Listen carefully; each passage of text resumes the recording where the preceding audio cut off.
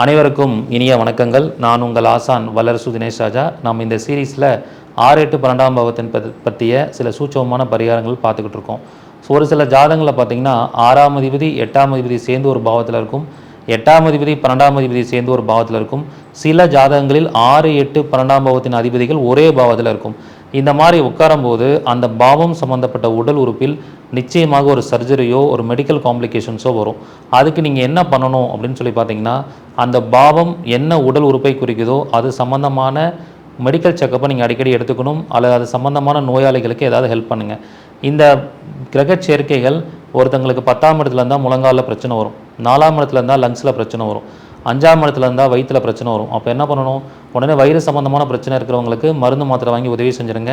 அது அவங்களுக்கு மெடிக்கல் ஏதாவது சர்ஜரி நடக்குதுன்னா அதுக்கான ஹெல்ப் பண்ணிவிடுங்க. அப்படி பண்ணிட்டா உங்களுக்கு வரக்கூடிய பிரச்சனையை நீங்கள் அதன் மூலியமாக அந்த கர்மாவை கழித்து கொள்ளலாம்.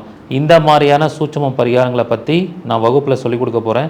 இது VDR ஜாதக ஆராய்ச்சி வகுப்பாக நடைபெற போகுது. இதற்கான கட்டணம் மிக குறைந்த அளவில் 500 ரூபாய் சார்ஜ் பண்ணுறோம். ஸோ இதில் நிறைய மாணவர்கள் கலந்து பயன்பெறலாம். ஸோ விருப்பம் இருக்கிறவங்க சீக்கிரம் முன்பதிவு பண்ணிக்கோங்க.